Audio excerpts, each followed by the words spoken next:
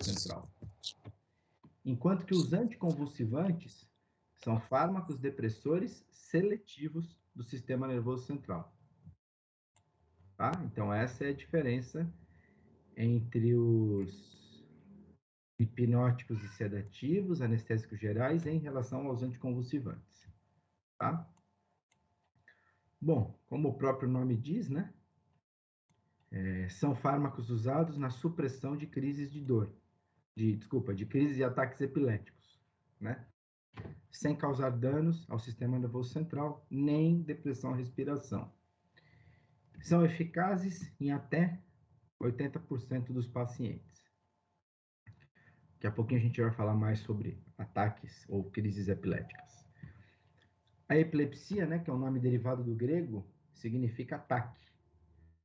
Sendo, né, conceituada, isso aqui já é mais termos médicos, né, como uma disritmia cerebral paroxística, né?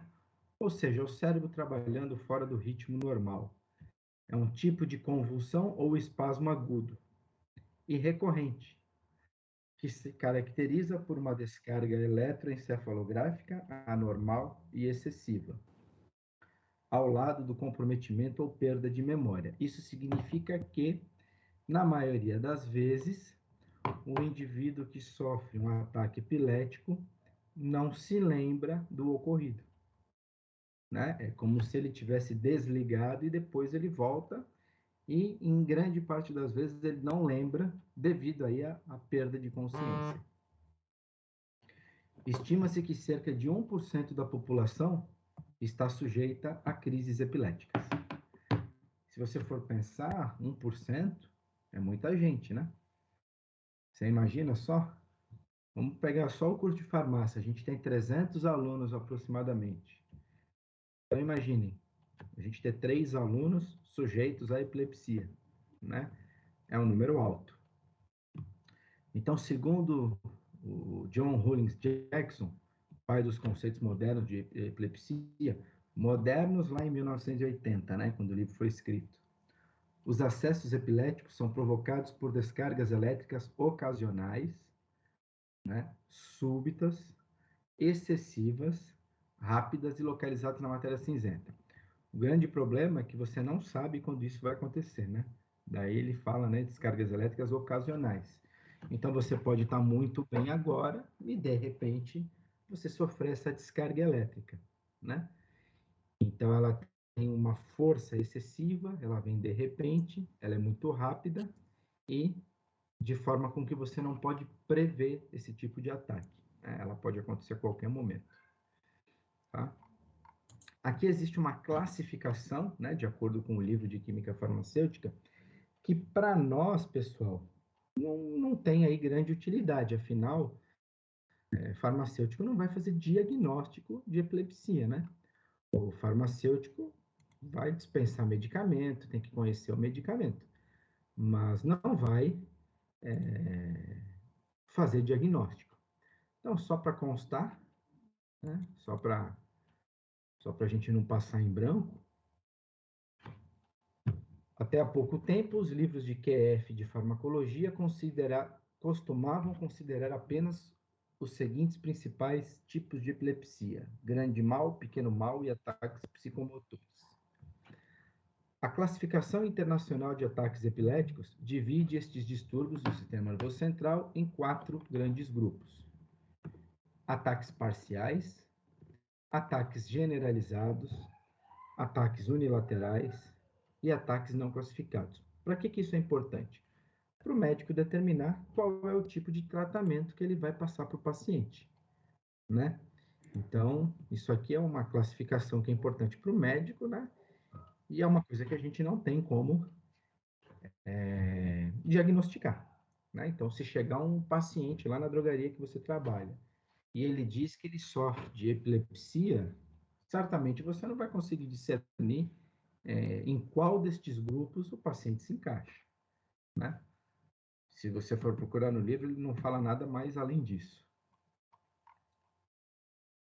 Efeitos adversos.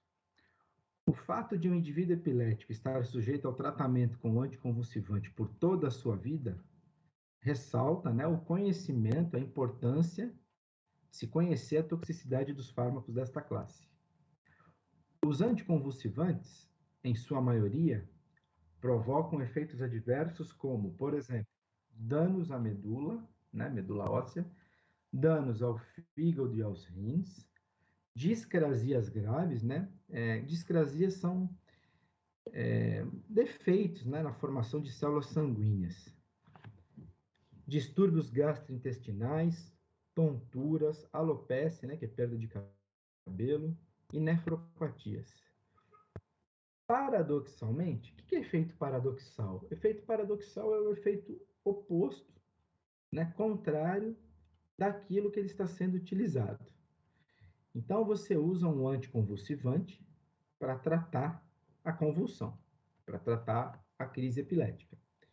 Então, ele diz o seguinte: paradoxalmente, alguns anticonvulsivantes empregados para um tipo de epilepsia podem agravar ou até iniciar acessos de outro tipo de epilepsia, né? Então, isso chama-se efeito paradoxal. Então, você usa um fármaco para tratar um tipo de convulsão e ele pode acarretar, ele pode ocasionar um outro tipo de ataque epilético, tá? Então, isso também pode aparecer aí com os anticonvulsivantes. Há exemplos de antagonismo entre anticonvulsivantes e outros fármacos, e também entre anticonvulsivantes diferentes, tá? Ou seja, um anticonvulsivante pode até inibir o efeito de um outro.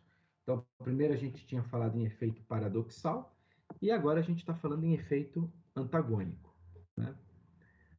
Por exemplo, no caso da fenitoína, seu metabolismo é inibido pelo dicumarol e sua ação é antagonizada pela reserpina. Então, a fenitoína aqui é um anticonvulsivante, né?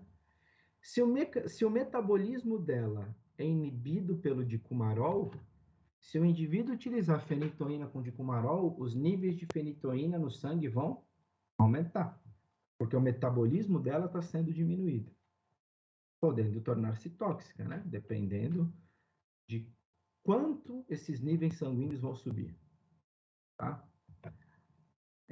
E a sua ação é antagonizada pela reserpina. Então, reserpina é diurético, né? Então, a reserpina pode bloquear o efeito da fenitoína.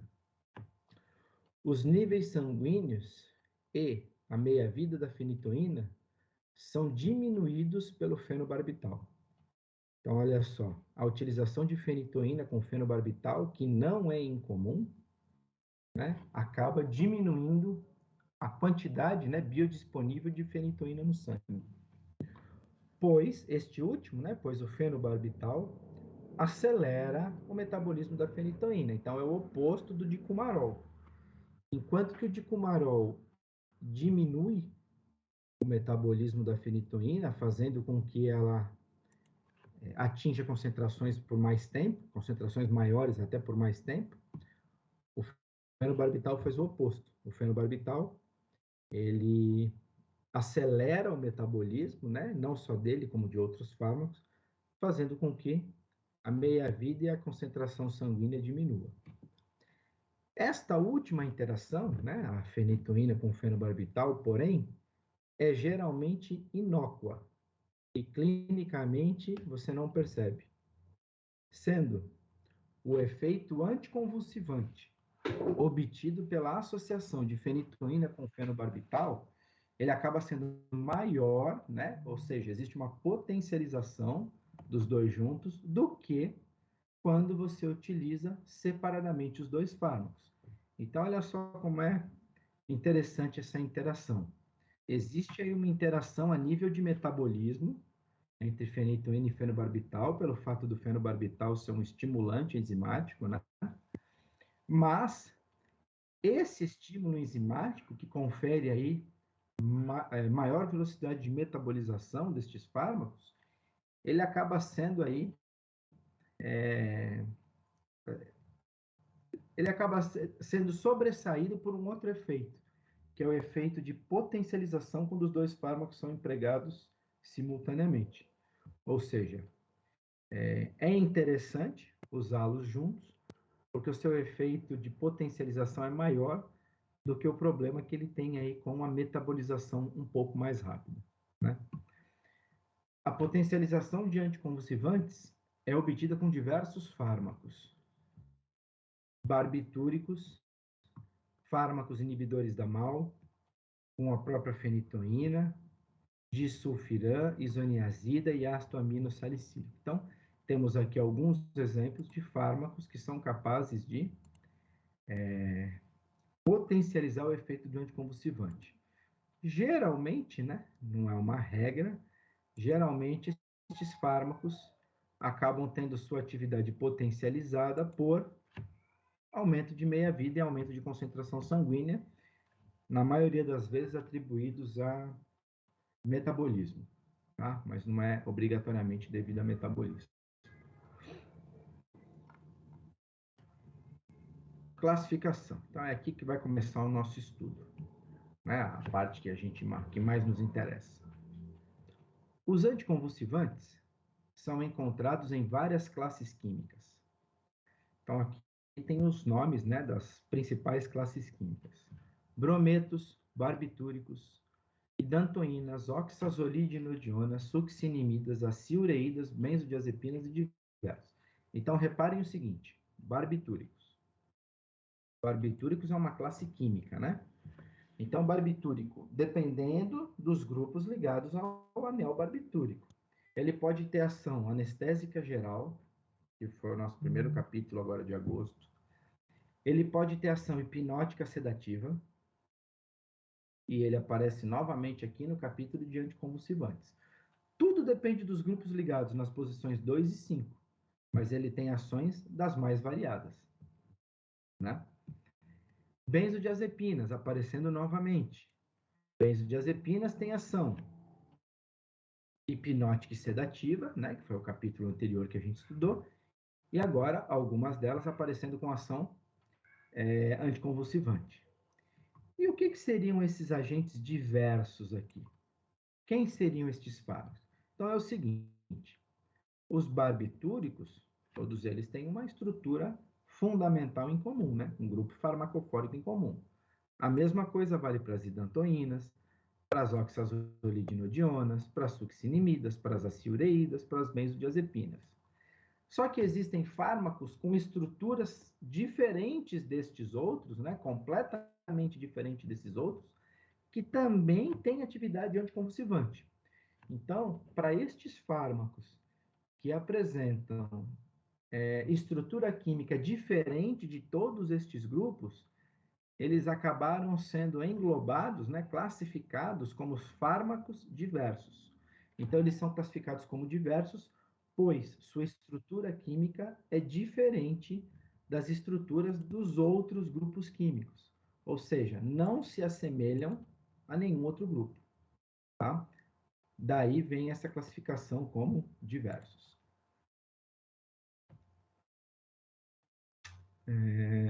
Bom, continuando. A maioria deles pode ser representada por uma estrutura fundamental em comum. São essenciais os 7 seguintes fármacos. Então, são fármacos que ele chama de essenciais para o tratamento da convulsão: fenobarbital, que é um barbitúrico; fenitoína, que é uma idantoína; carbamazepina, que é um fármaco da classe dos agentes diversos; etosuximida, que é da classe das succinimidas; valproato sódico, que é da classe dos diversos, se não me falha a memória, esse eu não me lembro ao certo; diazepam e clonazepam, que fazem parte da classe dos benzodiazepínicos. Tá? Então, são os fármacos chamados, né, ou considerados essenciais, porque são aqueles bastante utilizados no tratamento da convulsão. Então, essa estrutura é o que ele fala aqui, ó. A maioria deles pode ser representada por uma estrutura fundamental comum, que é essa estrutura que vocês estão vendo aqui na tela. Então, olha só. Essa estrutura, se você trocar o grupo X, ela é comum aí a 5 classes: aos barbitúricos, azidantoínas, oxazolidinodionas, succinimidas e aciureídas. Então, eu coloquei aqui entre parênteses quem é o grupo que você tem que colocar no lugar do X. Tá? O restante da estrutura é igual para todos eles. Tá? Então, ele fala, a maioria deles pode ser representada por uma estrutura fundamental em comum. Deixa eu trocar aqui de página, que eu fiz exatamente esta estrutura para estes 5 fármacos, desenhando um por um.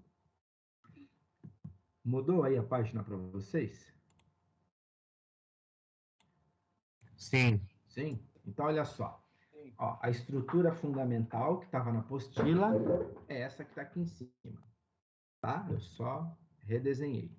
Agora eu vou descer um pouquinho e vou até diminuir um pouco aqui o tamanho da fonte.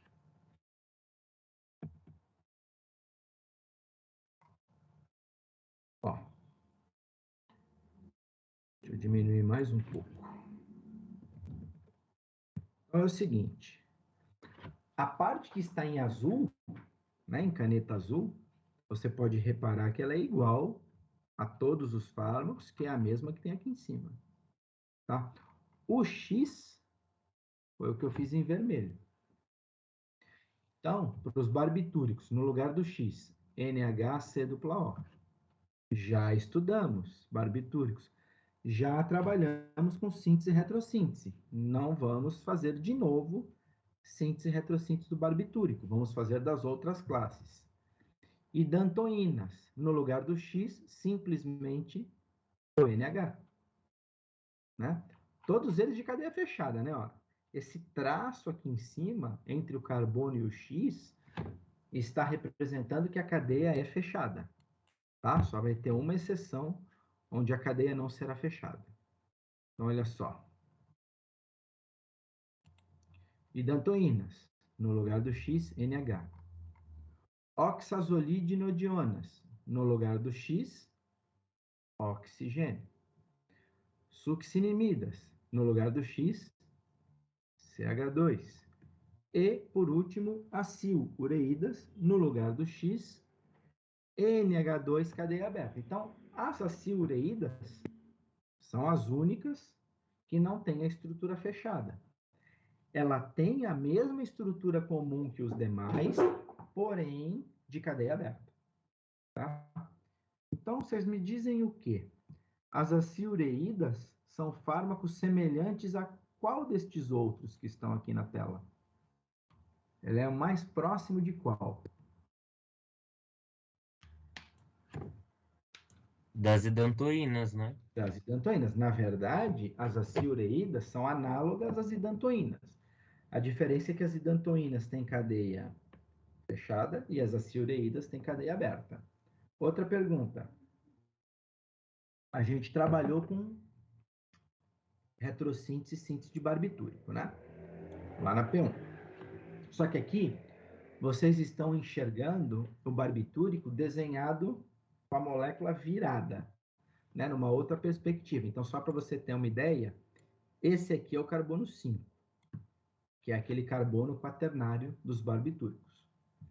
E esse aqui é o carbono 2, é aquele carbono que pode ter oxigênio e enxofre. Tá? Geralmente, né, no capítulo anterior, nós víamos essa molécula com o carbono 5 aqui embaixo e o carbono 2 ali em cima. Então, a única diferença que tem aqui, até para respeitar essa estrutura geral para todos eles, é que essa molécula, em vez de estar assim, ela foi girada de lado. Tá? Mas é a mesma molécula que a gente já trabalhou nos capítulos anteriores. Então, nós não vamos fazer novamente retrossíntese e síntese de barbitúrico. Isso já apareceu. Então, neste capítulo, a gente vai trabalhar com as hidantoínas, oxazolidinodionas, succinimidas, aciureídas e os agentes diversos. Para quem não lembra, vamos relembrar. Nos barbitúricos, a gente chegava a fazer uma retrossíntese aqui com 6 equivalentes sintéticos, na maioria dos casos. Tá? Olhando estas outras 4 estruturas que tem aqui na tela, vocês acham que a retrossíntese de todos eles vai ser semelhante ou vai ser bem diferente da dos barbitúricos? Semelhante, professor? Semelhante, afinal, a parte azul não é comum a todos eles? Sim. A parte azul é igual para todo mundo, então a retrossíntese destes quatro, né, deverá ser bem semelhante aos barbitúricos, que vocês já estudaram, né? Não tem motivo para ser diferente. Outra pergunta. Vocês acham que essa retrossíntese, né, de dantoínas, succinimidas, ela vai ser mais simples ou ela vai ser mais complexa do que a dos barbitúricos? Acredito que mais simples, né, professor? Por quê, Gabriel? Ah, pelo tamanho da cadeia? Exatamente. Se a cadeia ela é um pouco menor, ela é um pouco mais simples, a tendência é que a retrossíntese seja mais curta, né? Afinal, a parte azul é a mesma. Porque quando a gente fez retrossíntese dos barbitúricos, a gente ainda podia quebrar aqui, né? Ó, a gente podia quebrar essa ligação que eu marquei em azul, né? E aqui a gente não tem essa ligação nos outros. Então, a retrossíntese ela será até um pouco mais simples do que a retrossíntese e, consequentemente, a síntese também, né? Do que a gente já viu para os barbitúricos, tá? Então, aqui eu fiz isso aqui à mão, porque eu queria colocar todas as estruturas juntas, né? Uma ao lado da outra, mostrando a estrutura fundamental em comum, a estrutura geral. Deu para entender a estrutura geral? Alguém tem uma pergunta? Alguém tem alguma dúvida? Professor, Pode falar. ali no, por exemplo, no tio Pental, a gente não tinha aquele dupla O, né? Tinha o dupla S. Isso pode ocorrer nos outros também? Não. Então, Gabriel, vamos lembrar de um negócio. Lá no capítulo de barbitúricos, o enxofre na posição 2, aqui, né? Esse carbono aqui. Ter o enxofre na posição 2 significa que esse barbitúrico ele vai ter ação ultra curta, tá? Que é o caso de característica de anestésico geral de ação ultra rápida. Se você lembrar do capítulo anterior, para o barbitúrico ter atividade anticonvulsivante, que se não me engano foi a questão da prova de vocês até, né? Era exatamente o fenobarbital que eu pus na prova de vocês. Ele tem que ter oxigênio na posição 2, né? Não pode ter enxofre. E aqui na posição 5, um destes grupos, R' ou R2', tem que ser o grupo fenil, para que se tenha atividade anticonvulsivante. Então, para os barbitúricos, não vai aparecer enxofre aqui, viu, Gabriel? Por isso que ele já colocou fixo aqui, C dupla O. Ah, sim, entendi. Tá bom? Não Verdade. tem como ser um enxofre, não. É só o oxigênio, né? Que, inclusive, ó, é o que está em azul, né?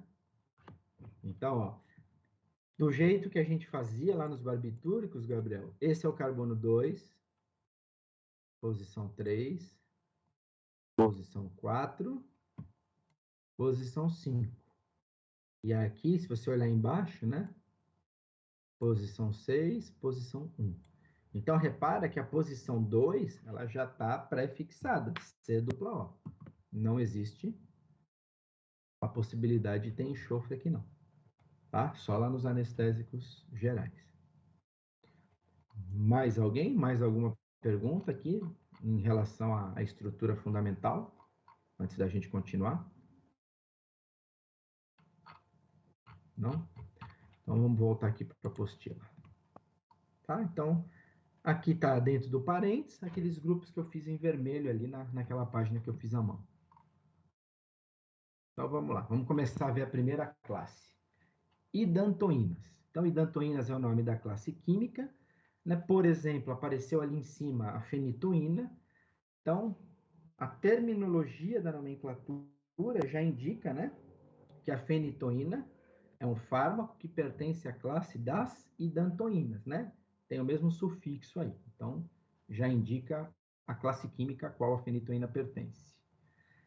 Bom, características das idantoínas em geral. As idantoínas são fármacos que são considerados ácidos livres. Então, os barbitúricos também são considerados fármacos ácidos. E por que as idantoínas são considerados fármacos ácidos? A resposta está aqui, ó. Tá vendo esse nitrogênio que eu deixei em azul? ele tem um H ligado a ele, né? É o NH das hidantoínas, esse NH aqui, ó. Tá? Este hidrogênio que está em vermelho, né, ligado aqui no nitrogênio, ele pode ser facilmente removível por uma base forte. Tá? Se um H ele pode ser removido por uma base, é porque esse hidrogênio é ácido. Portanto, as hidantoínas são fármacos considerados ácidos livres. E nesta forma que ele está aqui, eles são insolúveis em água. Tá bom, qual é o problema disso? Espera um pouquinho. Uma base forte converte, né, esta forma que vocês estão vendo, que é a forma de ácido livre, em seus respectivos sais. Então, se eu pegar essa estrutura e reagir com, por exemplo, hidróxido de sódio, ou ainda etóxido de sódio, que é uma base orgânica, a base forte remove esse hidrogênio. Este nitrogênio ficará com uma carga negativa associado ao sódio, por exemplo. E aí você converte a hidantoína, que é insolúvel em água, em hidantoína na forma de sal, que é solúvel em água. Então, por exemplo, para você preparar a formulação farmacêutica injetável, tem que ser solúvel em água. Para você preparar essa formulação farmacêutica em gotas, né? Existem aí anticonvulsivantes que são em gotas, que não são comprimidos, né? Até porque tem criança que sofre de convulsão e você tem que dar na forma líquida. Como é que você vai fazer a farmacotécnica? Como é que você vai veicular o fármaco se ele for insolúvel em água? Não tem jeito, né? Como é que você vai fazer em solução, em gotas? Então, é fácil. Você consegue converter as hidantoínas, que são fármacos ácidos, através da reação com uma base forte, transformando essa hidantoína no seu respectivo sal. Um efeito colateral comum e grave da fenitoína é a hiperplasia gengival, né? O aumento da gengiva. Reação menos frequente com a mefenitoína, né? Já é mais difícil de observar, e aparentemente existente com a etotoína. Então, mefenitoína e etotoína são outras hidantoínas, são outros fármacos que pertencem a essa classe. Aproveitando estes nomes, né? Fenitoína, mefenitoína, etotoína, e observando a estrutura química da fenitoína, que está logo abaixo, bom, a terminação toína indica que a fenitoína faz parte da classe química hidantoínas. E por que será que chamaram esse fármaco de fenitoína? Por que deram esse nome a ele? Eu lembro que o nome original dele não era difenilridantoína? Se você for levar ao pé da letra, né, o nome. Mas então, por quê? Porque tem dois grupos fenil, né? Os dois anéis aromáticos. Daí vem o nome fenitoína, tá? A gente não tem aqui na apostila a estrutura, mas o que você acha que deve ter presente aqui na mefenitoína? Que grupo você acha que deve aparecer? O metil? Provavelmente um grupo metil, né? Eu não tenho aqui essa estrutura, mas é bem provável que tenha um grupo metil. E na etotoína, o que deve aparecer? Um grupo etil, provavelmente. Um grupo etil, provavelmente. Voltando aqui na estrutura fundamental das hidantoínas. Todas as hidantoínas são assim? São iguais? Desse jeito aqui, que eu estou passando o mouse em volta? Sim, né? Sim. Então, o que muda? Da fenitoína para mefenitoína para etotoína, o que vai mudar? Grupos, né, professor, adicionados. Eu não escutei, Ricardo, fala mais alto. Seria os grupos R, né? Isso, R1, R2 e R3, exatamente.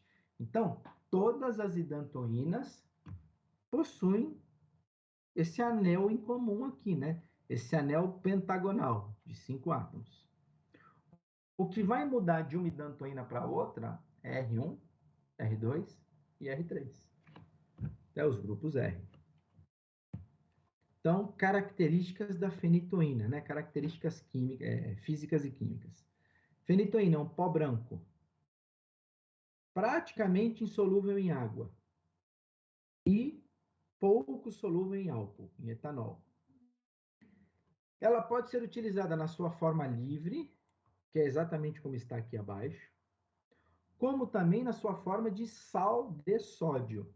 Então, como é que eu transformo a fenitoína na forma livre, que é essa que está desenhada aqui embaixo, na fenitoína em sua forma de sal de sódio? Como é que eu faço isso? De acordo com o que ele cita aqui em cima, ó.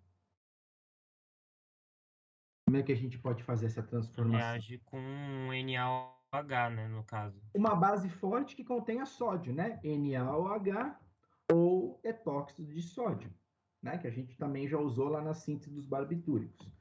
Então, para formar o sal sódico, ou você reage com hidróxido de sódio ou com etóxido de sódio. Aí a base forte arranca esse hidrogênio aqui, que eu deixei em azul, fica N menos Na+. Tá?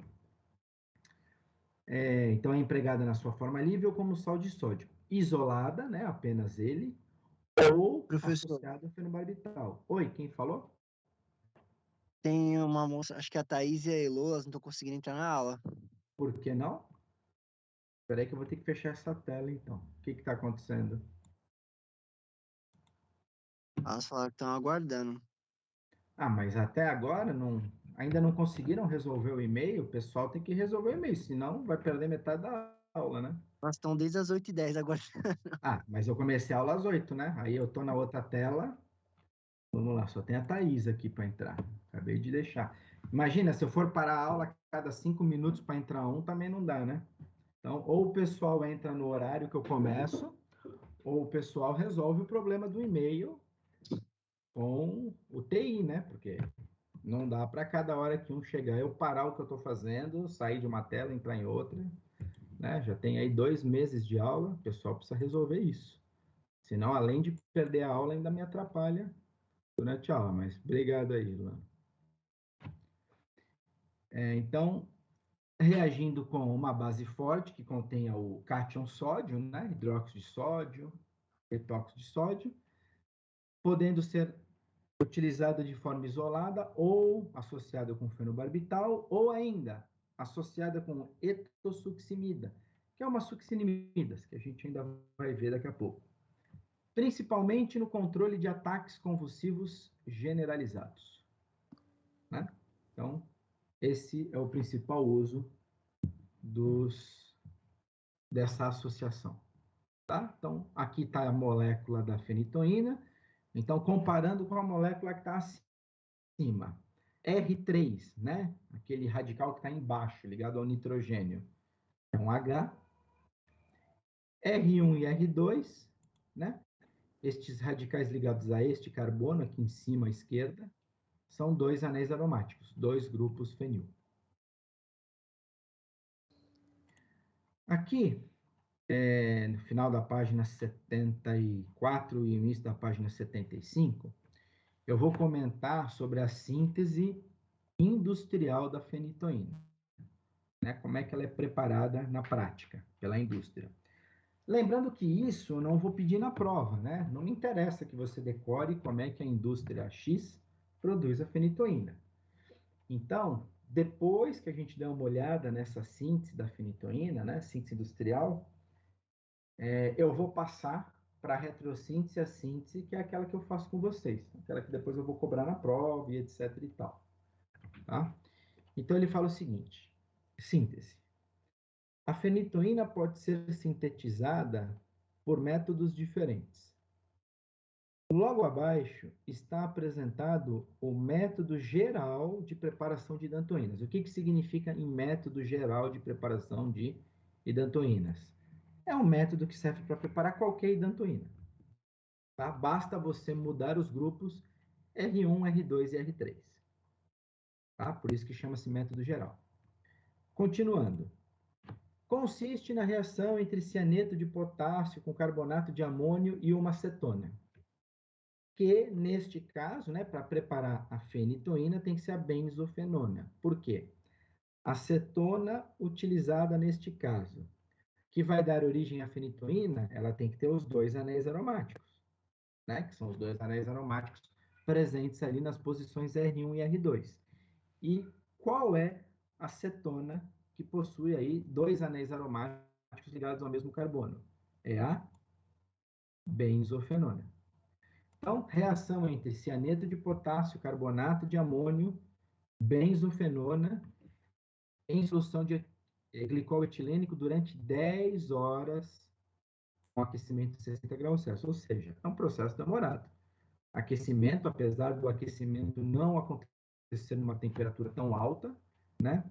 É um aquecimento por um longo período de tempo. Tá? Só um pouquinho, pronto. Página 75. Então tá aqui, ó. Ó a benzofenona aqui, ó. Benzofenona, cianeto de potássio, amônia, e aí vai acontecer uma série de reações que eu não quero, não precisa que vocês decorem, até que a indústria, dessa forma, transforma a benzofenona em fenitoína. Então, ó o núcleo da benzofenona aqui, está aqui embaixo. Tá? Essa parte da fenitoína.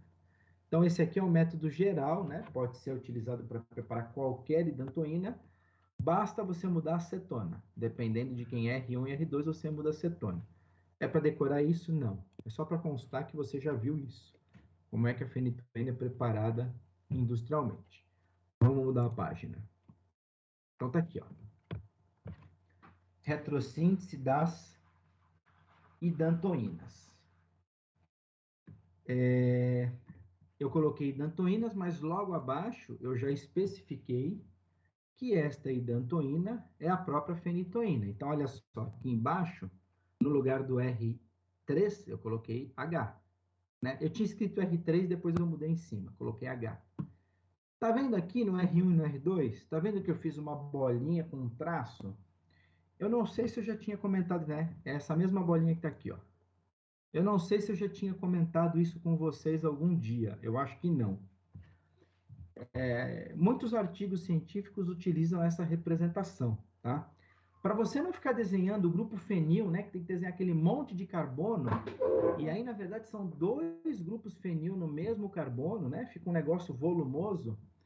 Muitos artigos utilizam essa representação. Então, essa bola com o traço representa o anel aromático, o grupo fenil. Então, você poupa espaço, poupa tempo em ficar desenhando. Mas por que pode fazer isso? Porque os 2 grupos fenil, eles não vão participar da retrossíntese. Né? A gente já vai ver aqui as quebras, eles não fazem parte dos pontos de quebra de retrossíntese. Então, como a gente não vai mexer neles, a gente pode representá-los dessa forma. Eu já tinha comentado isso com vocês, dessa representação do grupo fenil? Eu acho que não. Professor, não. Fala, Ricardo. Não tinha falado, não. Não, né? Eu já achava que não. Que nem, às vezes, você encontra grupo metil, Me, grupo etil, Et, grupo propil, PR. Então, isso é comum. E artigo científico, quando você não precisa trabalhar em cima daquele grupo, em vez de desenhar o grupo, você pode representá-lo de alguma maneira. Tá? Então, essa bolinha com traço é a representação do grupo fenil. Então, vamos lá. Voltando aqui para a fenitoína. Dá uma olhadinha no que eu fiz. Né? Ó, pus aqui a seta de retrossíntese, né? Apesar de estar escrito aqui em cima, retrossíntese, a seta é mais importante, né? Mostrar aqui se a gente está fazendo retrossíntese. Então, voltando aqui à fenitoína. Eu coloquei aí as densidades de carga, né? As diferenças de eletronegatividade que nós temos entre nitrogênio e carbono. Afinal, se você reparar bem, as idantoínas, elas são formadas basicamente de nitrogênio e carbono. Né? Só tem nitrogênio e carbono. Né? Claro, tem o oxigênio e o hidrogênio que a gente não quebra. Então, eu coloquei as densidades de carga. Aí eu pergunto a vocês, as quebras que eu fiz, vocês estão vendo aí, né, em vermelho, fiz os risquinhos. Eu fiz alguma coisa diferente daquilo que eu já tinha mencionado para vocês nos 2 capítulos anteriores, barbitúricos e benzodiazepínicos? Tem alguma coisa nova que está sendo feita aí? Ou tudo que eu fiz aí vocês já conhecem? Tem só quebra que não foi feita, né? Pelo desenho, professor, mas é tudo parecido, tudo igual. Qual que você acha que eu não fiz antes, ô Ricardo? Qual? É, a parte de baixo do carbono quaternário, né? A- Geralmente, na outra reação, como tinha o C-O, a gente conseguia quebrar, né? Os Isso, dois lados. exatamente, exatamente. Então, você está falando esse carbono aqui, né? Está em vermelho. Isso. Isso. Aqui nas idantoínas, a gente não vai mexer ali, porque não tem o grupo C duplo. Tem grupo C duplo de um lado, né? Mas não tem do outro. Seria possível? Até seria, mas desnecessário, tá? Então, eu falei para vocês, lá no começo da aula, que a retrossíntese destes fármacos seria até mais simples que a retrossíntese dos barbitúricos. É bem observado aí, Ricardo, além do fato dessa região da molécula a gente não precisar mexer, os outros pontos de quebra, tem alguma coisa nova? É tudo igual ao que a gente já fez? O que você observou aí? Creio que tudo igual, professor. Não vi diferença. Tudo igual, né? Ou seja, peguei aquela regrinha básica número 1, quando a gente começou a falar de retrossíntese. Você vai fazer a quebra de uma ligação entre um átomo de carbono e um átomo E nitrogênio. diferente de carbono. De carbono. Fiz só arroz com feijão, né? Não fiz nada demais. Só quebrei carbono e nitrogênio. Carbono e nitrogênio, ó.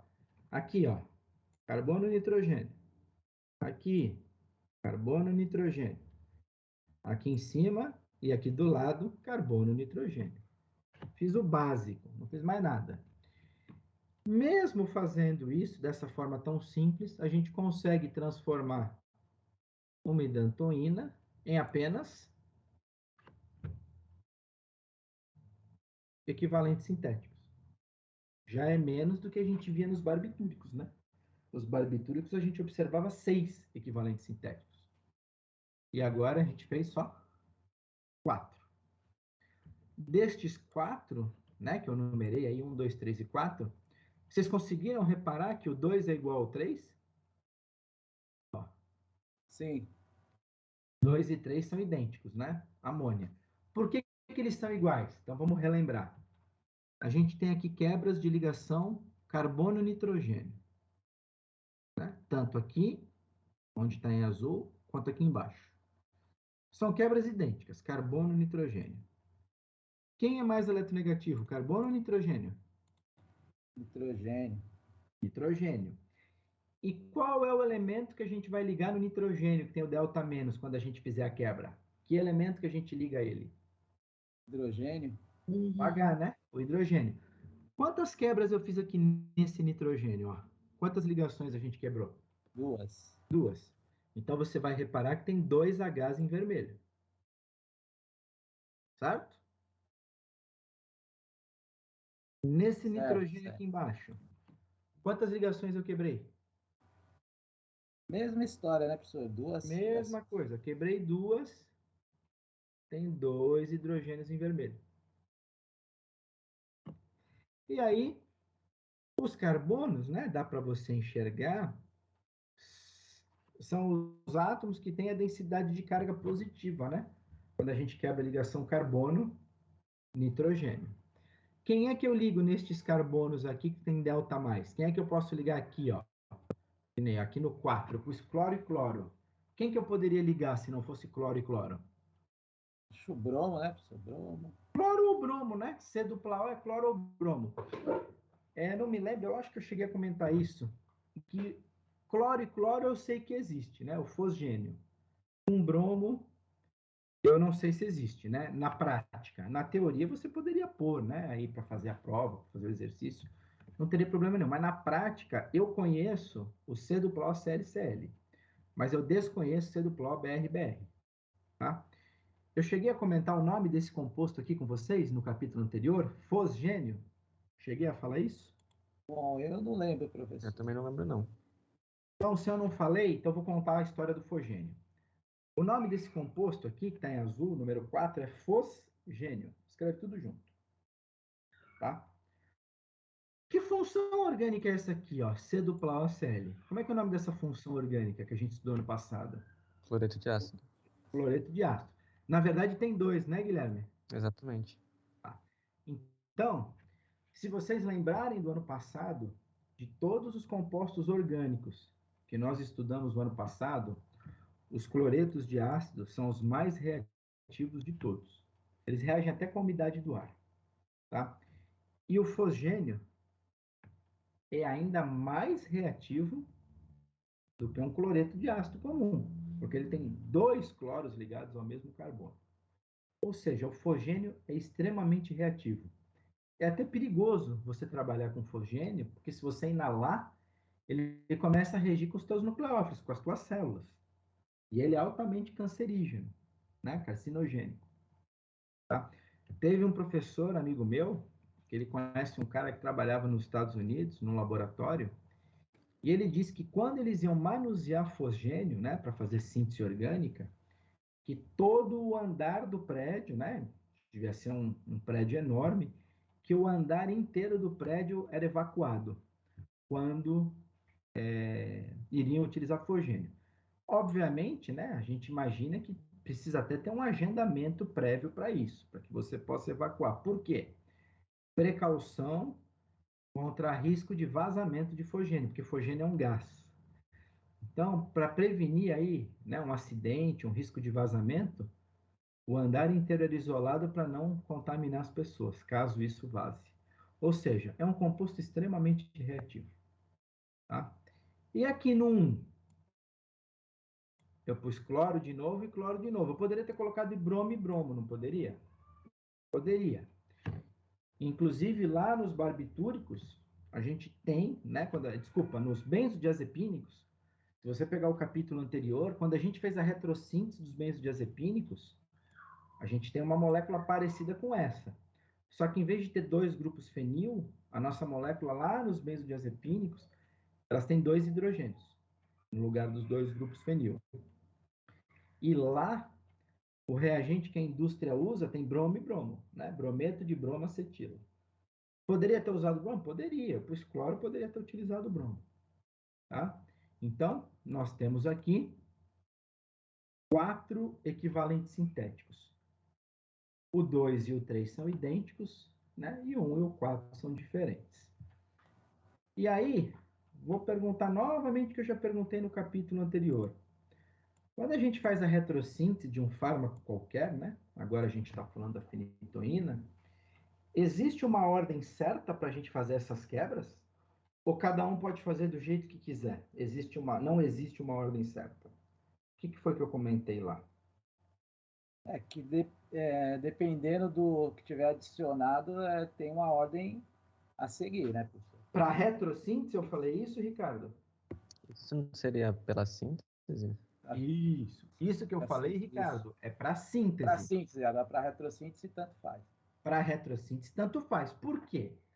Se eu coloco a fenitoína na prova, aí eu falo assim, né, na questão, obtenha 4 equivalentes sintéticos a partir da retrossíntese da fenitoína. Aí, por exemplo, você começou por aqui, né? Vamos supor, você fez essa quebra primeiro, depois fez essa, depois fez a de cima, e o Guilherme começou pela do lado. Se vocês dois fizerem tudo certo, depois que vocês terminarem, vocês dois não vão ter os mesmos 4 equivalentes sintéticos? Sim. Sim. Ou seja, para a retrossíntese é só um planejamento teórico, né? Ninguém faz retrossíntese na prática. É um planejamento teórico. Então, para fazer retrossíntese, não tem ordem certa. Você pode ir fazendo as desconexões, as quebras, na ordem que você bem entender. Né? Não tem ordem certa. O que eu falei, que você tinha comentado, que o Guilherme complementou, é o seguinte: para síntese, é que a gente vai ter que prestar atenção qual é a ordem certa. Porque se você errar a ordem da síntese, né, se você fizer uma primeira reação errada, a reação seguinte não acontece. E aí você inviabiliza toda a síntese, né? Dali para frente está tudo errado. Então, a gente tem que pensar sempre na ordem da síntese, da retrossíntese não. Bom, pode parecer simples, né? Você fala, aqui tá fácil. O 3 vai ligar no 1 e no 4. E o 2 também, no 1 e no 4.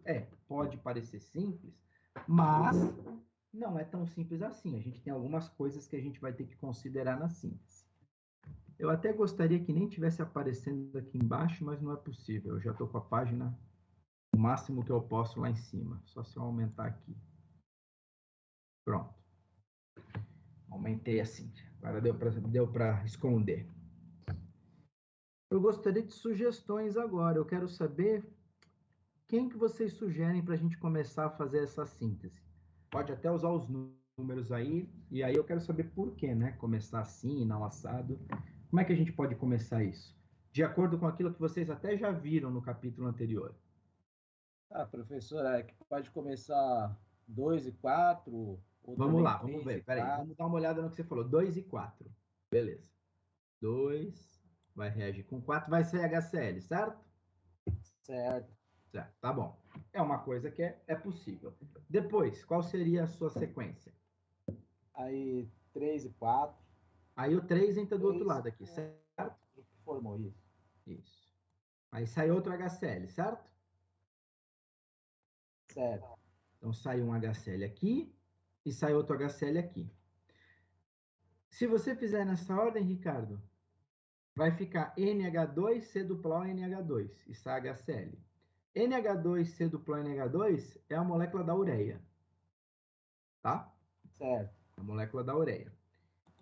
O caminho que você fez, é possível fazer a reação. Depois você ia pegar isso que você fez e ia juntar com 1, né? Ia fechar Isso. o anel, certo? Certo. É possível? É. Mas não é a melhor opção.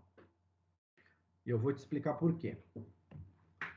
Esse composto número 4, né, o fosgênio, ele não é o mais reativo de todos que eu comentei? Uhum. Então, o que é o ideal?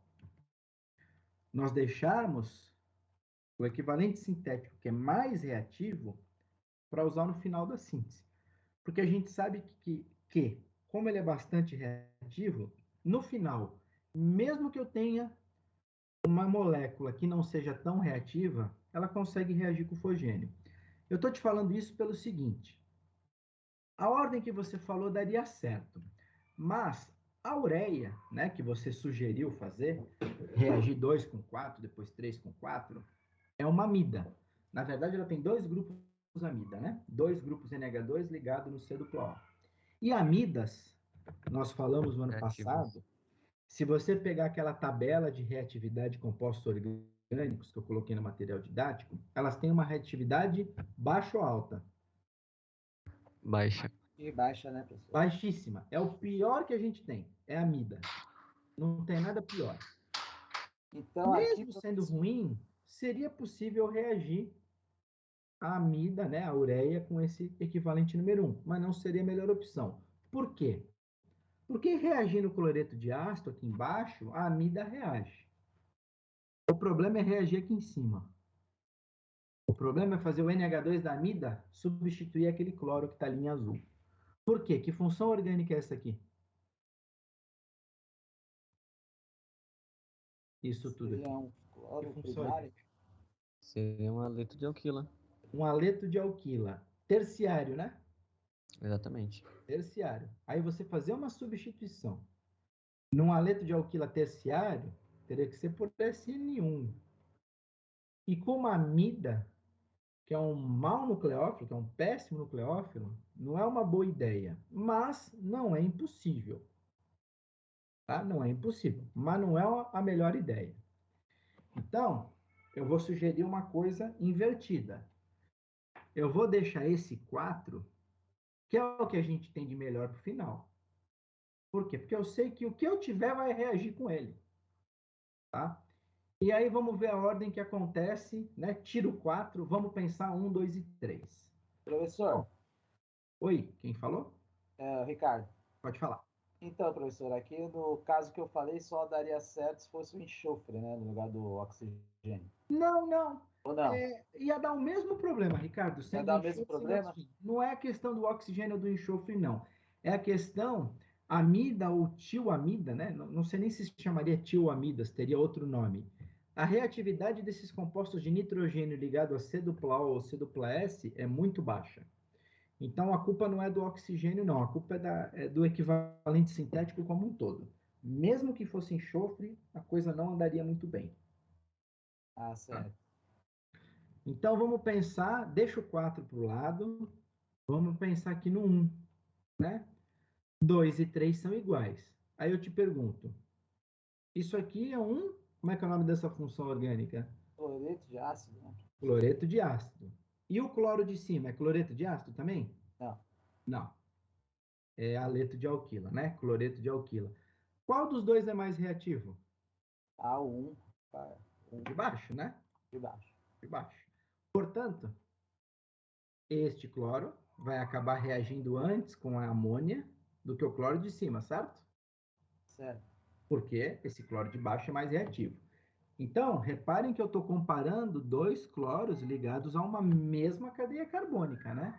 Então, por isso que eu tenho que levar em conta.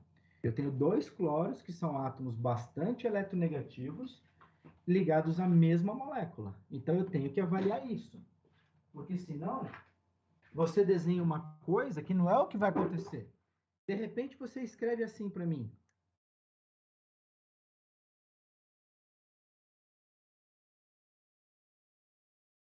Um pouquinho, pessoal.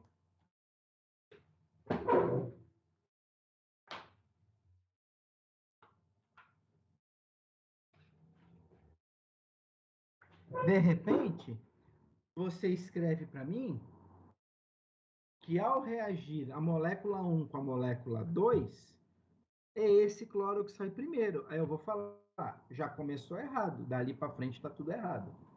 Então, vocês falaram, né? Eu perguntei, vocês disseram. Aqui em cima é um cloreto de alquila. Aqui embaixo é o cloreto de ácido. Se o cloreto de ácido é mais reativo, o NH3 vai reagir com aquele de baixo primeiro. Eu estou falando isso pelo seguinte: tem gente que, quando eu falo isso, se confunde todo pelo seguinte. Os dois cloros estão ligados à mesma cadeia carbônica, então eu tenho que avaliar qual reage melhor, qual reage pior. Tá? Ponto. Aí o que eu falei antes? Que o equivalente número 4 é muito mais reativo que o 1. Por isso que eu vou deixar ele para o final. Porque no final ele reage. E aí a molécula se clisa. Ponto. Aí tem gente que fala assim depois para mim. Não, professor. O cloro de cima tem que reagir primeiro do que o cloro aqui de baixo. Aí eu falo, por quê? Ué, você não falou que o 4, que é o mais reativo, tem que deixar por último? Aí eu falei, então, se o 4 que é mais reativo tem que ficar por último, esse aqui de baixo que é mais reativo tem que reagir depois que esse. Deu para perceber a confusão que alguns alunos fazem? Então, eu estou falando de 1 e 4 são moléculas diferentes. O 4 é mais reativo que o 1, por isso que eu deixei o 4 para o final.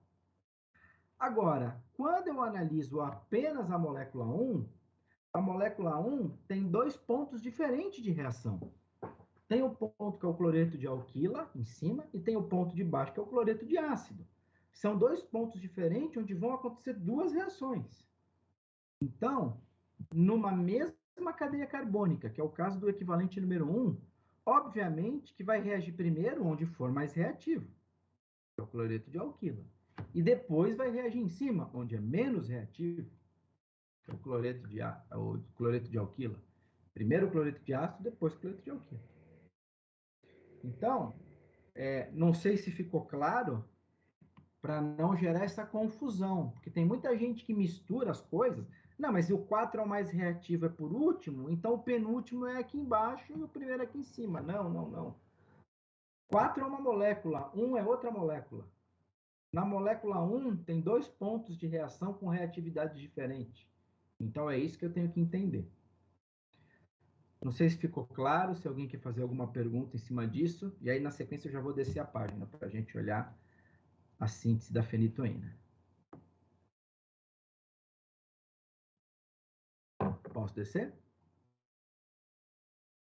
Pode, professor. Então eu vou minimizar um pouco aqui. Vamos descer. Então, olha só. 1 e 2. Lembrando que 2 é igual a 3, né? 2 e 3 são idênticos, então tanto faz. 1 e 2. Olha lá, olha onde entrou o NH3. Aqui embaixo. Onde tinha o cloreto de ácido. porque é mais reativo que o cloro de cima. Tá? O que sai nessa reação? Sai esse H em vermelho, desculpa, esse cloro em vermelho com esse H. Então, saiu HCl. Depois, aí vem o outro, né? Se foi 1 com 2, agora falta colocar o 3, que é igual ao 2. E aí depois substitui o cloro aqui do cloreto de alquila, que é menos reativo. Vai sair novamente HCl. Então, ó, Professor, ficou NH2 em cima e ficou NH2 embaixo. Saiu um HCl de cima, um HCl de baixo. Fala, Guilherme. é eu, na verdade, Gabriel. Oh, desculpa. Fala, Gabriel. Então, assim, na prova a gente pode colocar, por exemplo, ou né, em qualquer escrito, atividade, tipo 1 mais 2 mais 3 para ir direto, para evitar de Não. ficar desenhando? Não, porque, Gabriel, primeiro, eles não reagem ao mesmo tempo. São funções orgânicas diferentes, eles reagem em velocidades diferentes e em etapas diferentes. Então, primeiro tem que ser com o cloreto de ácido, depois com o cloreto de alquila. Sabe o que acontece, Gabriel? Você começa a querer fazer assim, né? Ah, não posso pôr 1, 2, 3? Aí eu não estou vendo conhecimento quase nenhum. Né? Quando eu faço assim, né, do jeito que está aqui, é justamente porque eu quero que vocês me mostrem que você sabe que aqui embaixo o cloreto de ácido é mais reativo que o cloreto de alquila. Por isso que reagiu primeiro aqui e depois aqui. Se você faz tudo junto, eu não tenho como saber se você entendeu, se você conhece a reatividade dos compostos. Né? Aí fica tudo muito fácil fazer tudo de uma vez. Tá Faz bom? sentido, porque só queria evitar de escrever mesmo, mas tá certo. Mas porque senão eu não tenho parâmetro para medir, né? Que nem, pode ser que você saiba, pode ser que o outro do seu lado não saiba. E aí, no final de contas, todo mundo fez a mesma coisa. Tá mostrando muito conhecimento? Um pouco, né? Mas são esses detalhes que a gente precisa entender um pouquinho melhor, tá bom? Então, primeira parte está pronta, né? Substituir os 2 cloros por 2 moléculas de amônia. Aí você fala, agora é fácil, agora é só pôr o 4. É verdade, é só pôr o 4. Calma que tem um detalhezinho antes. Como é que é o nome dessa função orgânica que se formou aqui embaixo? Amida. Amida. E essa aqui em cima? Amina. Amina. Ótimo. Esse fragmento 4, que a gente vai colocar agora, né, aqui, ó, ele reage tanto com a amida quanto com a amina, certo? Certo. Até para poder fechar a estrutura. Vai sair um HCl aqui em cima e um HCl embaixo, certo? Certo. Certo. Aí, Gabriel, aquilo que você acabou de falar, esse fragmento 4, ele vai reagir ao mesmo tempo com a amina e com a amida? Ele vai fechar de uma vez só? Vai ser um de cada vez. Vai ser um de cada vez. E se você falar, eu vou botar tudo de uma vez só, como é que eu avalio se você sabe ou não? Com qual dos NH2 vai reagir primeiro o 4? Com o NH2 da amina ou com o NH2 da amida? Da mina, né? Será? Da mina? Da amina, porque a amina é mais reativa. Então, ó, eu fiz passo a passo. Ó, coloquei aqui 4. Ó. Primeiro reagiu aqui em cima, onde tinha a amina. Sai um HCl. E por último, né? Então, olha como fica certo desse jeito que eu fiz. Você tem uma amida aqui no final, né? Sobrou amida. Aí você fala, ah, mas a amida é péssimo. A amida é um péssimo reagente, não reage com quase nada. É verdade. Mas, o que eu tenho do outro lado para reagir com essa amida? Cloreto. Um cloreto de ácido. O cloreto de ácido reage bem ou não? Bem, muito bem. Reage bem, né? E aí você consegue ciclizar, fechar. Então, não são os 2 nitrogênios que reagem no lugar dos 2 cloros de uma vez. Primeiro foi a amina, que é mais reativo. Depois foi a amida, que é menos reativo. E no final, sai mais um HCl. Então, vamos ver os subprodutos. O que a gente teve de subproduto disso tudo? HCl. 4 mols de HCl, certo? Aí dá uma olhada aqui em cima. Confere. Vê aí o que está em vermelho. Tem 4 Hs e 4 cloros? Sim. Sim. Sim. Então bateu, né? A conta fechou. Exatamente. Fechou. Isso que a gente fez aqui, né? Ficou muito diferente dos barbitúricos do capítulo anterior? Pouca coisa, professor. Mas Pouca coisa. pouca coisa. Pouca coisa. Só a ordem. Só a ordem, Aí exatamente. eu acho que ele vai ter que ter bem mais atenção na hora de ligar um Sim, a equivalente com o síntese outro. requer bastante atenção, né? A retrossíntese, geralmente, não tem tantos problemas. A retrossíntese, a maioria faz certo. O problema é justamente a síntese, para acertar a ordem das coisas, né? Exatamente isso. Então, tá aí retrossíntese da fenitoína, né? Das idantoínas. Acaba aqui no final da página 2. Professor, Assim. Diga, Ricardo. eu poderia colocar outro tipo de reagente no lugar do cloro? Ou tem que ser só o cloro? Cloro ou bromo, Ricardo? Cloro ou bromo? Ó, lembrando o seguinte, toda vez que for C dupla O, você só pode pôr cloro ou bromo, tá? Aqui, ó, aqui C dupla O é cloro, cloro ou bromo, bromo. Eu ponho cloro porque eu sei que isso existe. Bromo, bromo, eu não sei se existe. Vou até pesquisar para ver se eu encontro. BR2CO. Vou pesquisar para ver se existe na prática. Né? Que nem no caso do tiopental fenobarbital. Tem partes deles que uma reagem com álcool e outro com cloro. Peraí, tiopental, que é barbitúrico, né? Não é fenobarbital. Isso. Então, eu fui colocando aleatoriamente, Ricardo. Eu coloquei de maneira aleatória, tá? Não foi de propósito, não, que eu pus tudo cloro. Então, aqui, você poderia escrever bromo e bromo. Eu só não escrevo porque eu gosto de fazer, quando eu faço na aula, eu gosto de escrever alguma coisa que eu sei que tem na prática para usar, que existe. E eu não sei se tem com bromo e bromo. Preciso até pesquisar isso. Se tivesse, mudaria a ordem também. Né? Não, se fosse bromo e bromo, não ia mudar nada, Ricardo. Ia ser bem reativo também o bromo. Não necessariamente. Ia ter reatividade muito parecida. Não ia mudar a ordem de nada se fosse bromo e bromo no lugar dos cloros. Não ia mudar nada. A única coisa que ia mudar é aqui, né, Ricardo? Sim. Aí seria HBr, né? No subproduto. No resto, não. Tá? Que nem aqui. Aqui não é C dupla O? Sim. É cloro ou bromo. E aqui? Quando é só a letra de alquila, o que eu posso pôr? É bromo. Cloro ou iodo. Bromo e Cloro, bromo e iodo. Só que, na mesma molécula, eu não posso pôr halogênios diferentes. Eu quero pôr iodo em cima e cloro embaixo. Tem que ser o mesmo, exatamente.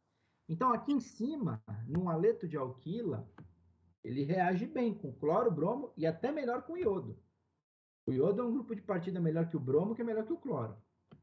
Mas aqui embaixo, só posso ter cloro e bromo. Então, lá em cima, eu não posso usar o iodo, porque aqui embaixo só vai ter cloro e bromo. Então, se aqui embaixo eu pus cloro, em cima eu ponho cloro.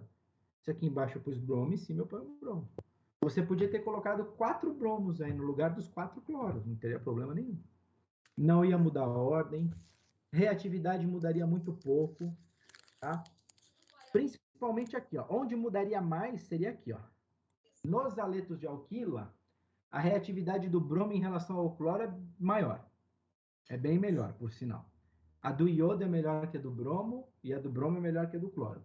Mas quando tem C dupla O, ter cloro ou bromo não influencia, não. Chega no mesmo lugar. Chega no mesmo lugar, exatamente. Você está vendo que o cloro está em vermelho, né? Vai sair, é subproduto. Então, para haleto de alquila, sim. De fato, o cloro não é o melhor. Né? O iodo é o melhor e depois é o bromo. Mas para haleto de ácido, né? Tanto cloro o cloro quanto o bromo reagem muito bem. A ordem seria a mesma, tá? Pode ficar tranquilo. Mais alguém? Aline, Oi. eu pesquisei aqui, você tem o fosgênio só que com bromo e tem bronofosgênio o nome. Bromofosgênio existe? Isso, pelo menos é o que eu encontrei então, aqui. Tá? Ano que vem, quando eu for fazer na lousa, eu já vou fazer com bromo, então. Chama bromofosgênio. Isso, bromofosgênio. A fórmula é COBr2, então. Exatamente. Perfeito, ótimo, obrigado. Então agora eu já sei que existe. Então, Agora eu posso ficar tranquilo, posso colocar bromo no lugar dos cloros do forgênio. Tá? É só por isso, é só um detalhe bobo, mas eu gosto de colocar os que eu conheço que tem. Né? Porque senão você fala, mas isso aí que você está pondo nem existe. Como é que você ensina para nós uma coisa que nem existe? Eu prefiro colocar alguma coisa que eu sei que tenha, né? Para não ficar algumas coisas absurdas depois. Feito? Mais alguma dúvida, alguma pergunta? Não?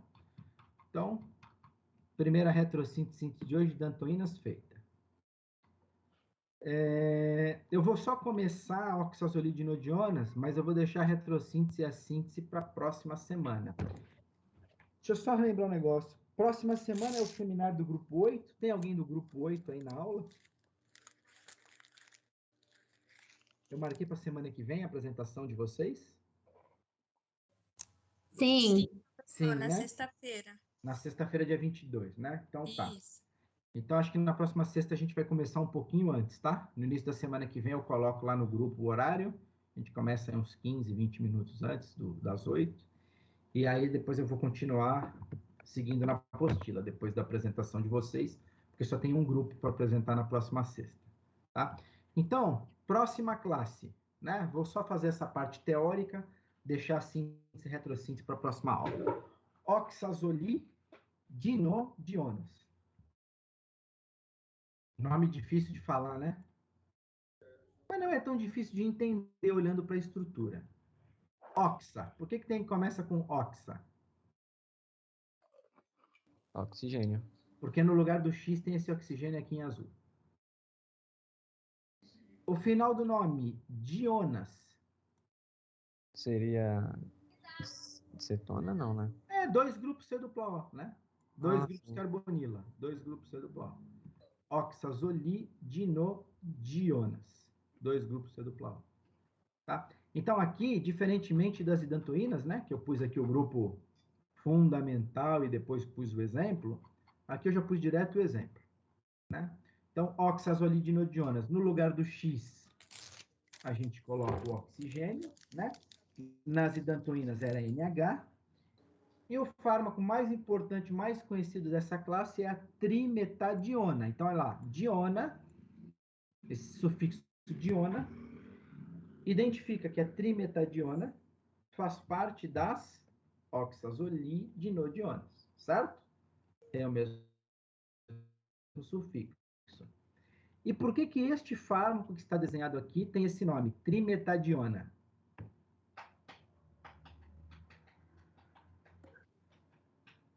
Grupo metil, né, professor? Porque ele tem 3 grupos metil. metil, né? Ó, R1, R2 e R3. Daí vem trimetadiona. Tá? Então, no lugar dos 3 grupos R, R1, R2 e R3, né? Vou até voltar aqui em cima. Ó, fórmula geral. R1 é metil, R2 é metil, R3 é metil. No lugar do X, oxigênio. Trimetadiona. Tá? Substância cristalina branca, em formato de grânulos, com um ligeiro odor de cânfora e solúvel em água. Então, olha como a presença do oxigênio muda, né? Quando era o nitrogênio, não era, com esse oxigênio era. Claro, a gente também tem que levar em conta que a fenitoína tem 2 anéis aromáticos, né? E o anel aromático é muito volumoso e insolúvel em água. Tem esse detalhe também. Mas aqui não, aqui a gente tem 3 grupos metil, são 3 grupos pequenos. Mas, sem dúvida nenhuma, os 3 oxigênios são bastante importantes na solubilidade da oxazolidinodiona em água. Né? Sem dúvida nenhuma. Vou fazer uma comparação. Será que quando eu for fazer na semana que vem a retrossíntese da trimetadiona, eu vou ter as mesmas quebras nos mesmos pontos que eu fiz a idantoína, a fenitoína? Vou botar a fenitoína aqui de novo na tela. Ó, fenitoína está aqui, ó.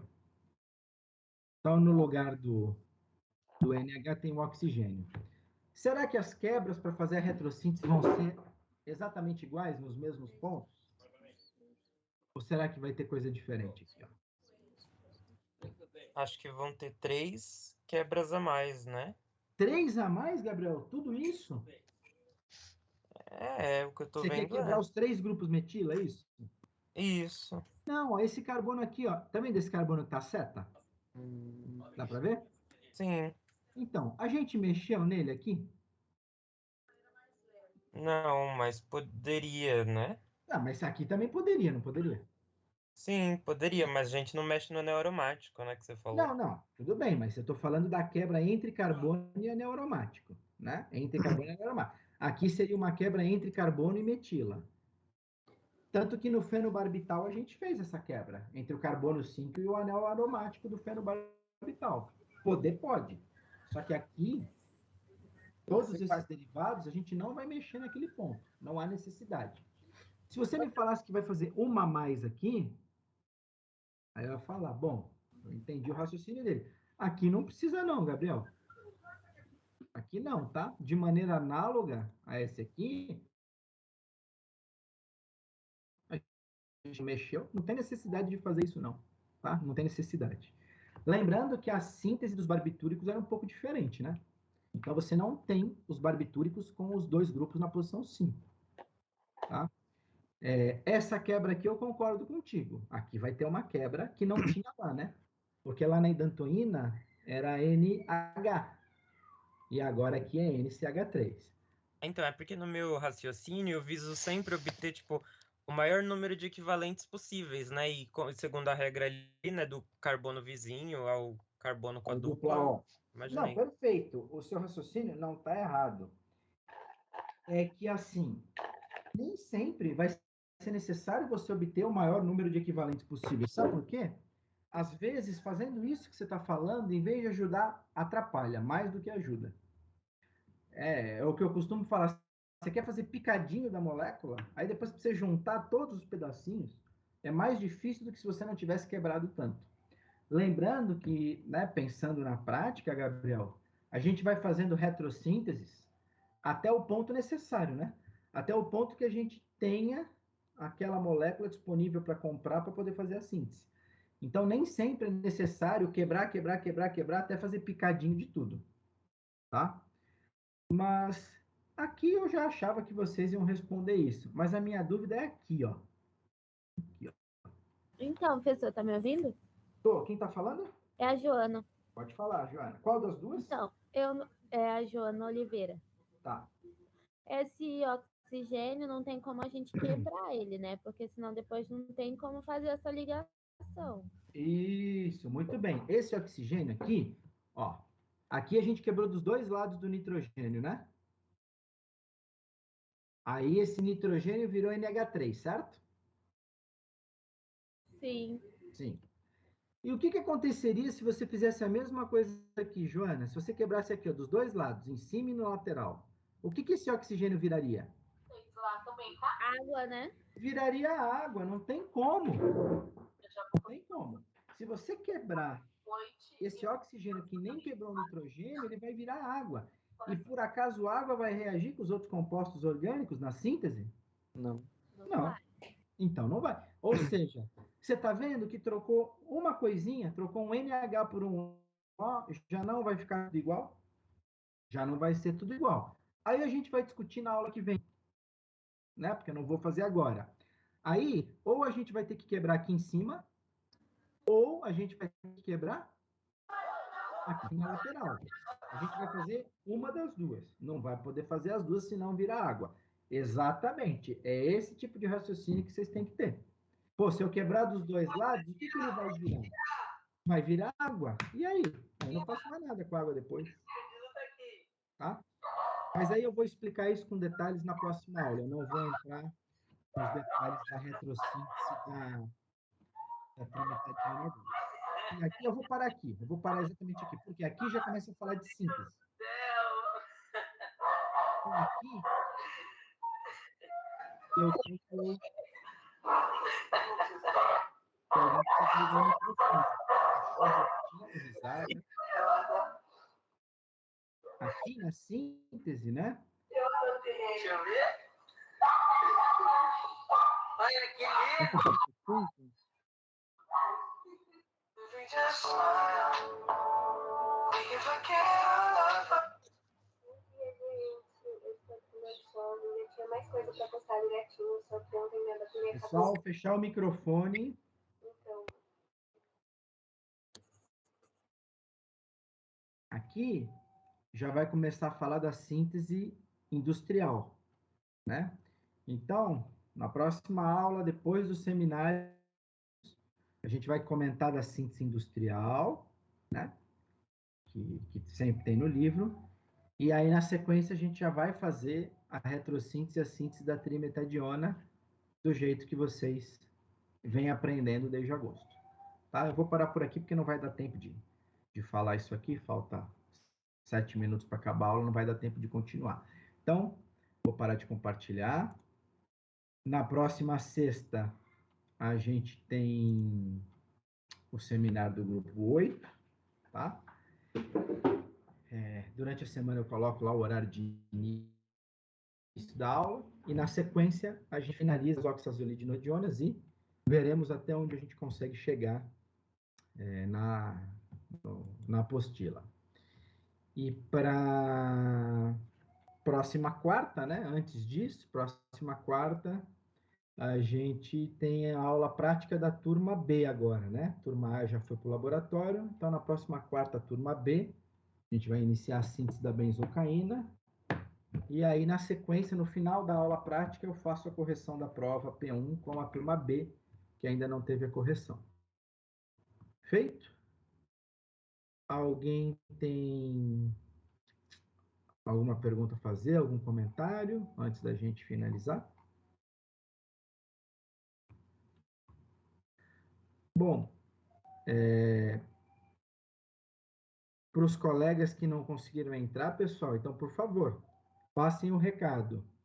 O pessoal tem que se acertar, né? Isso já era para estar desde agosto funcionando, né? Todos vocês entraram direto, ou praticamente todos vocês entram direto com a conta de vocês do Teams. Foi por isso que a gente foi obrigado a usar o Teams. E quem ainda não se acertou tem que se acertar com a faculdade, né? O TI tem que disponibilizar o acesso de vocês. Não sou eu que faço isso, é o TI, né? Por quê? Quando eu começo a aula, quem está lá pedindo para entrar, eu já logo coloco. A partir do momento que eu compartilho a tela, eu não vejo vocês, eu não vejo o chat. Se vocês não abrirem o microfone e falarem comigo, eu não estou sabendo o que está acontecendo. E outra coisa, não dá para...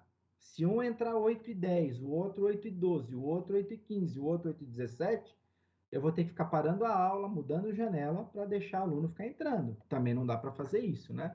Então, peçam para os colegas acertarem essa situação aí, junto à faculdade, com o TI, para disponibilizarem o acesso de vocês na aula.